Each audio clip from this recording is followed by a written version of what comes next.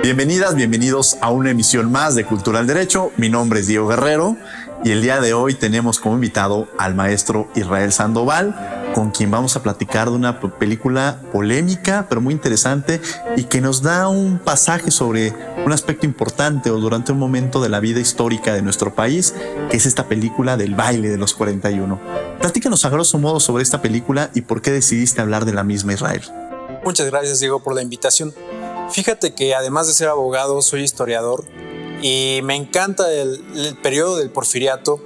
Hay muchas versiones de lo que se ha escrito sobre esa época, versiones que están a favor de Porfirio Díaz, versiones que están en contra incluso del mismo personaje y de todo lo que sucedió, pero sobre todo también porque el baile de los 41, muchos han dicho, en este caso el mismo Carlos Tello Díaz, tataranieto de Porfirio Díaz, que no existió ese baile, o si existió no se tiene documentado, pero hay otros documentos que afirman que evidentemente sí existió ese baile y que trajo muchos problemas a la sociedad. Vamos a ver que en la película se muestran diversas escenas de lo que era la época cultural, la época social, la época económica que está en pleno auge, porque Porfirio Díaz traía la idea de crear un París al estilo mexicano y se van a implementar muchos mecanismos de moda, de cultura, e incluso en la película el director de la película nos muestra que hay teatro, vemos las escenas de teatro, vemos que recitan poesía, que se la pasan estudiando, que tienen momentos donde están tocando el piano. La parte de Amada también es muy ejemplificada.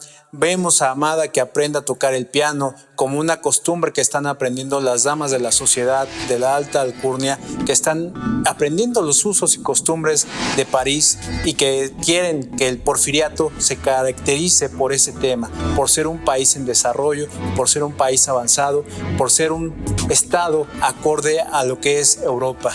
Sí, de alguna manera Porfirio Díaz tenía esta fascinación por Europa. Si uno recorre Reforma, por ejemplo, podríamos ver estos destellos de lo que es estas características, la música, como ya lo dices, y también entender este baile de los 41, lo que representaba, ¿no? Era un lugar donde se generaba esta comunidad de la comunidad homosexual que podía llegar a un momento determinado, donde se encontraban y se reencontraban en algo que muchas veces se piensa es que esto es reciente, pero más bien a lo largo de la historia ha permitido, porque la conquista de los derechos humanos ha sido eso, a través de las luchas y de los cambios históricos sociales se van gestando, y en esa época claro que existía, pero era reprimido, y en esta parte de represión pues se tenía que hacer a escondidas. ¿Crees que sigue sucediendo eso en la actualidad, relacionada a esta época del Porfiriato con la época actual, o ha cambiado algo en relación a eso? Justamente yo creo que la película es el tema que toca. El baile de los 41 se hace controvertido justamente porque la prensa, una prensa que estaba en contra del régimen de Porfirio Díaz, se entera de que Ignacio de la Torre, yerno de Porfirio Díaz, estaba inmiscuido en estas fiestas secretas, porque eran secretas, no se podían hacer a la luz del público, porque la sociedad era sumamente católica, estaba muy apegada a lo que es el machismo, era una sociedad sumamente machista, por lo tanto no permitían que se dieran ciertas faltas a la moral, porque así lo veían ellos. Entonces tenían que reunirse en privado, en secreto, en algunas casas que ellos rentaban, que ellos tenían o se sentían que ahí se podían expresar de manera libre, pero vemos incluso a todos los asistentes que están en esas reuniones que conservan esa parte de la educación. O sea, van a ser una sociedad que va a estar impregnada del machismo. Los mismos homosexuales que van ahí, vemos siempre a un Ignacio de la Torre y a todos los miembros de ese club que usan levita, que usan bigote, que son rasgos característicos del porfiriato meramente, que vas a ver que siempre están rectos, porque se dice que incluso el mismo presidente Porfirio Díaz usaba corsé para verse recto y firme y tener una mejor apariencia. Algunos hombres empezaban a usar lo que es el cold cream, que es el cuidado de la piel, o el mismo presidente usaba polvo de arroz para verse más claro. Pero a pesar de todo esto, que son modas de Europa, se tenía muy impregnado el machismo. ¿Y por qué no podían ser libres los personajes o las personas que están en este club del baile de los 41? Pues porque recibían comentarios denostativos, porque no eran bien vistos, porque decían que eran afeminados. La misma prensa empieza a decir que son el baile de los hombres solos, el baile de las personas que incluso tienen algún problema o trastorno mental.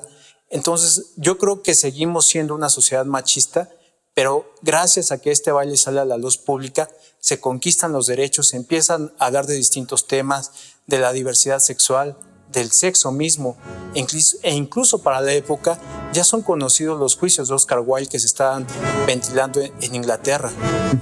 Sí, de alguna manera la discriminación ha existido y entender que en pleno siglo XXI siga sucediendo parecería algo que estamos fuera de una realidad y que la evolución de la sociedad tiene que ir cambiando. El pensamiento de la sociedad tendría que ir cambiando desde una perspectiva en materia de derechos humanos. Pero también hay otras visiones que tenemos dentro de esta película, el papel de la prensa que tú ya mencionabas. Lo que ocupa, lo que representa en ese momento histórico, pero me gusta jugar con esta figura de lo que estaba pasando en la historia en el porfiriato, pero también llevar estos cambios sociales hasta lo que estamos viviendo en la actualidad.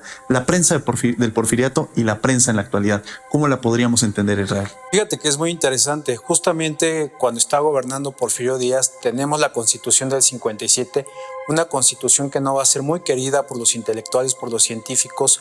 Vamos a ver que esa constitución ya contempla el derecho a la libertad de imprenta, a la libertad de expresión, e incluso el mismo Porfirio Díaz crea una ley exprofeso para reglamentar este tipo de periodismo que se va a estar generando durante su régimen.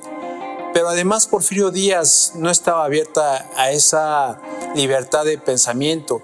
Por eso es que vamos a ver que muchos de los periódicos de la época van a atacar constantemente al régimen, van a atacar la figura de Díaz, van a atacar al yerno de Díaz. Por eso es que este baile es tan polémico, porque participa gente muy cercana a Porfirio Díaz. Los científicos, políticos, economistas, financieros están también inmiscuidos en el baile de los 41. No se tienen los datos exactos de quiénes eran los que participaban, pero se tiene una suposición de quiénes podrían ser las personas.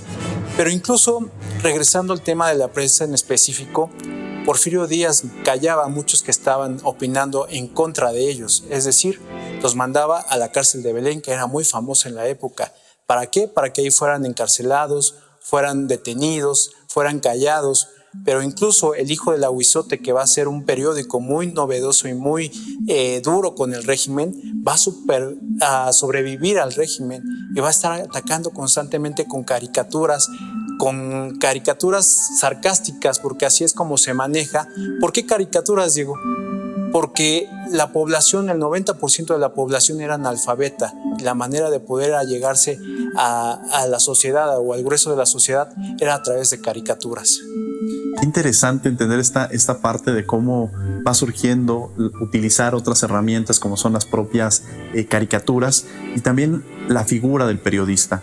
Es una de las figuras más importantes dentro de una sociedad. Cuando se comete, y por eso lo llevo a la actualidad, cuando se comete un crimen a un periodista, es un crimen a la sociedad, porque el periodista es el que informa, es callar a una voz, es callar la información y el acceso a tener conocimiento a todo lo que está aconteciendo. Cuando se lleva a cabo un crimen contra un periodista, sí puede ser por otras razones, no necesariamente por su figura de periodista, puede ser por otras condiciones, pero la primera línea de investigación que debe existir es la profesión que está desempeñando por lo que representa dentro de la población. Estamos en Cultura al Derecho, los invitamos a que nos sigan en las redes sociales, estamos en Facebook e Instagram como Cultura al Derecho y en Twitter como Cultura al Derecho, para que sigamos teniendo esta conversación, y además tenemos material extra para que conozcan más de nuestro invitado y desde luego del tema que estamos abordando el día de hoy. Vamos a un corte y regresamos.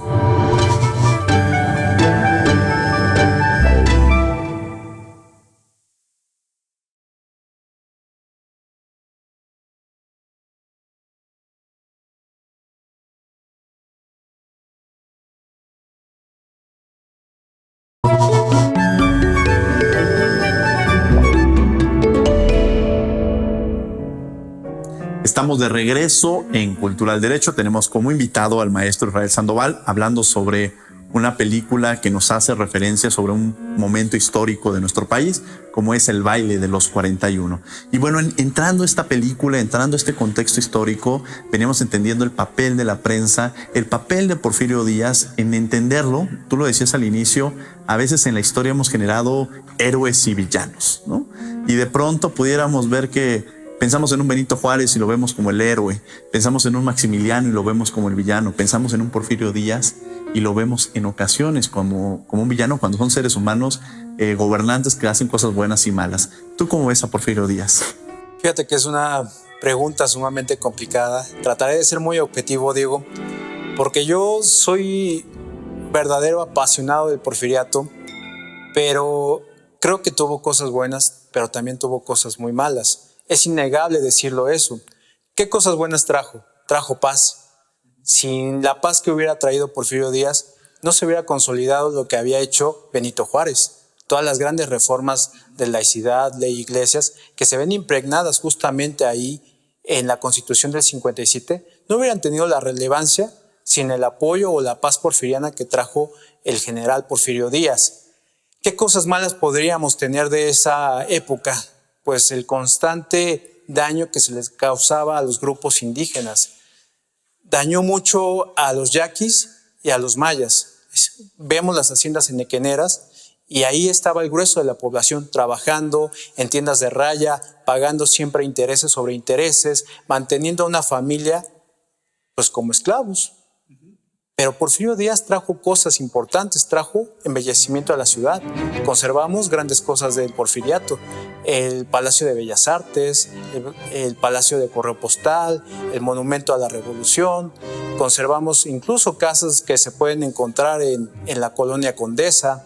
También conservamos, por ejemplo, lo que es hoy el antecedente más próximo a la Universidad Nacional Autónoma de México, que en ese entonces era la Universidad Nacional de México, proyecto que instala Justo Sierra, que va a hacer que la educación sea obligatoria, gratuita y laica. Imagínate, es un gran precedente. O sea, era un personaje preocupado por la sociedad. Si bien solamente va a estar dedicado para un pequeño grueso de la población, pero deja grandes cosas, deja un gran desarrollo en temas de derecho. Por ejemplo, crea muchos códigos que se necesitaban para atraer la inversión extranjera.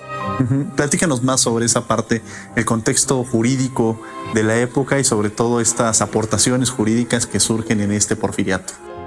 Empieza a ser una gran obra jurídica en distintas ramas. Por ejemplo, crea un Código Federal de Procedimientos Penales, empieza a construir un sistema penitenciario bastante amplio, crea muchas cárceles alrededor de todos lo que es el centro y la periferia, pero además se va a encargar de crear códigos de comercio, un código que actualmente se ocupa y que nos está rigiendo en pleno siglo XXI, pero también tenemos un desarrollo en temas de financiero, económico, tenemos la parte de la ley de amparo. Justo en su periodo se determina el principio de definitividad, que es un principio que nos ayuda a seguir el procedimiento en un juicio y que no se puede saltar de una ley sin agotar todos los recursos que se tienen contemplados en la misma. Y podemos ver que hay un gran desarrollo en telecomunicaciones. Tú imagínate, crea grandes extensiones de ferrocarril y a la vez crea una red o un tendido de telégrafos para comunicar a las estaciones, pero también para comunicar a los estados. O sea, hay un gran desarrollo que se puede ver matizado ahí, que siempre se deja olvidado, pero además es muy importante recalcarlo, Diego. Está acabando con las ordenanzas o con el régimen que nos habían heredado de la colonia, porque cuando Porfirio Díaz recibe el poder o la presidencia, se queda o ve que hay un gran bagaje o ordenamientos que están o provienen de la colonia, cosa que no era acorde a lo que nosotros teníamos ni a la misma sociedad.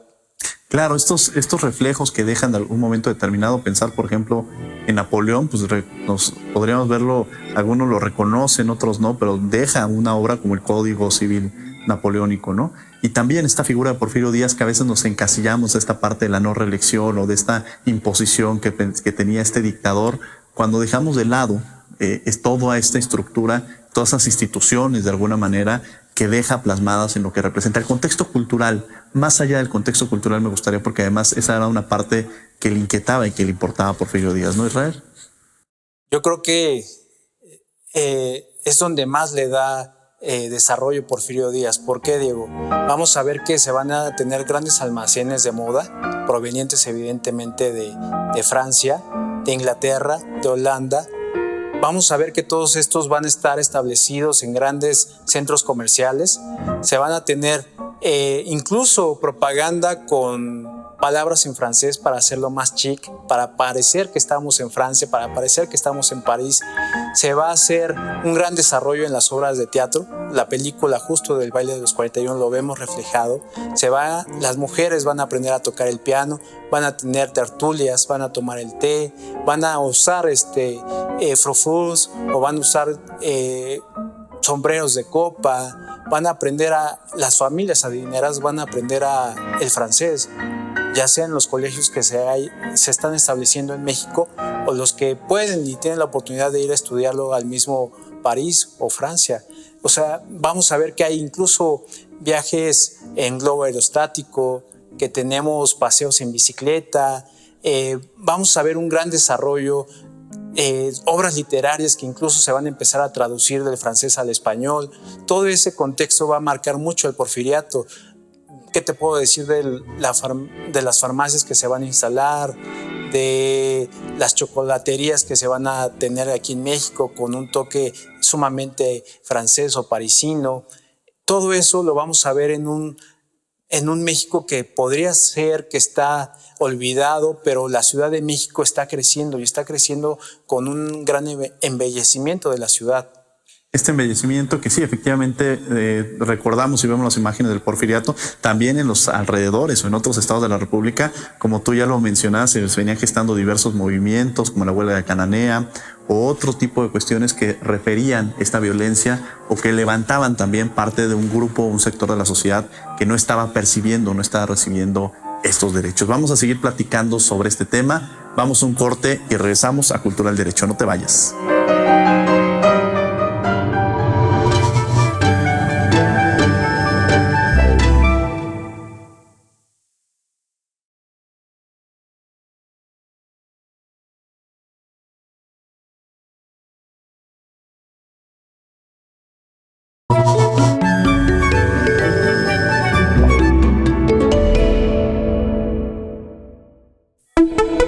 Los artistas demandamos libertad constantemente. Nuestra tarea, si bien es importante y llena de trabajo, no deja de ser un ejercicio del narcisismo y de la indulgencia de lo que nos gusta. Nuestros sentidos son la guía de nuestras decisiones. Nuestro gusto es la sabiduría de nuestras tareas. La obra es la materialización de nuestro capricho. Esto no es ciencia, es posibilidad. ¿Por qué? Porque los artistas hacemos lo que nos gusta, no lo que es ético. Es más, si revisas un manual de pensamiento filosófico, podrás ver que ética y estética se cancelan. Una cosa que es ética no debe tomar en cuenta el gusto, los sentidos y mucho menos la indulgencia sobre lo que le gusta a un individuo. Miles de años de pensamiento han demostrado que nuestros sentidos nos engañan, que nuestro gusto es parcial y prejuiciado y que lo simétrico, bonito, bello, armónico, equilibrado, estético, no es otra cosa que este engaño de orden, agrupación o continuidad que perciben nuestros sentidos y que etiquetamos erróneamente con la palabra verdad, demostración, prueba, verificación, argumento. Los artistas son los maestros de lo estético, pero el arte no es ciencia, no va a ningún lado, no busca un fin último, no tiene un fin último, no tiene un principio y no tiene final. Sin embargo, hay materias que sí tienen un fin para el arte, por ejemplo la cognición, que se pregunta cómo funciona la mente artística, o la antropología, que se pregunta qué papel juega el arte en los humanos, o la política, o la física, o las matemáticas. Que estas materias estudien a los artistas y las obras no significa que los artistas se vuelvan o produzcan argumentos matemáticos, físicos o antropológicos. Producen manifestaciones que señalan esas materias, que distan grandemente de la verdad y del ejercicio disciplinar de esas materias. Es decir, un argumento científico no puede ser porque me gusta y qué.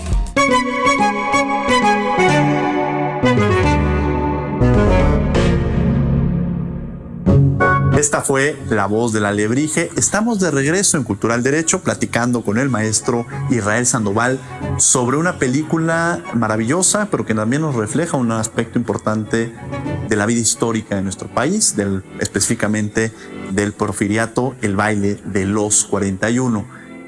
De pronto hemos visto que han empezado a surgir, desde hace algunos años, películas que nos llevan a ciertos momentos históricos, ya sea en México o en otros países como España, han estado llevándonos desde la Guerra Civil Española en su momento, o también incluso durante el franquismo. Es decir, estamos reviviendo en diversas series y en diversos contextos de películas estos momentos.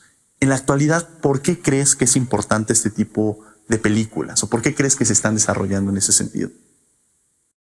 Es importante recordar que muchas de las versiones que nos cuentan de los sucesos históricos están contados por las personas que están viviendo ese momento o que tienen una inclinación sobre alguna persona o algún hecho histórico.